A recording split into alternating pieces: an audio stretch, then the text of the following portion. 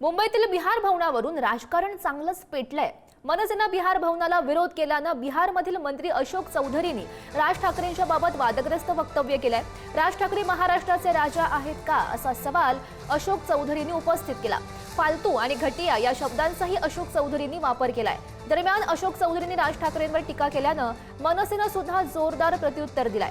बिहारमधील मंत्र्यांनी आधी आपलं राज्य नीट सांभाळावं असा टोला मनसे नेते अविनाश अभ्यंकर यांनी लगावलाय।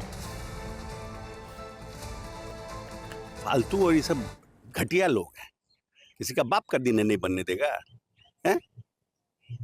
ऐसे बनने नहीं देंगे। देश है कि किसी का जबरदस्ती चलेगा, नहीं बनने देंगे। ये राजतंत्र है, राजा है वहां के। क्या ये राज ठाकरे महाराष्ट्र के? फालतू का बात सब जगह और भावना से बन रहा है कि जो लोग बिहार के लोग जाते हैं इलाज के लिए, उनके लिए कैंसर के इलाज के लिए या कोई इलाज के लिए, विशेष इलाज के लिए जाते हैं, उनको परेशानी ना हो। ऐसा नहीं है, बहुत से स्टेट में है, वहां भी बनेगा। कोण आहे ते? त्यांनी आधी स्वतःचं राज्य नीट करावं, म्हणजे त्यांच्या राज्यातली लोक ही इतर राज्यात जाणार नाहीत आणि स्वतःचं राज्य नीट करायचं नाही, ते कर्जबाजारी करून ठेवायचं। इतर राज्यात लोक जातात, त्यापेक्षा त्यांनी स्वतःचं राज्य जर चांगलं केलं तर मला वाटतं त्याही लोकांना आनंद होईल आणि ती लोक त्यांच्या राज्यात सुखाने नांदतील आणि महाराष्ट्रातही मराठी लोकांना काम चांगलं मिळेल। त्यामुळे फक्त तोंड दिलंय म्हणून वाटेल ते बोलायचं एवढंच करू नये। इतर राज्य काय बोलतात आपल्या राज्याच्या बाबतीत ह्याचा त्या सन्माननीय मंत्र्यांनी विचार केला पाहिजे।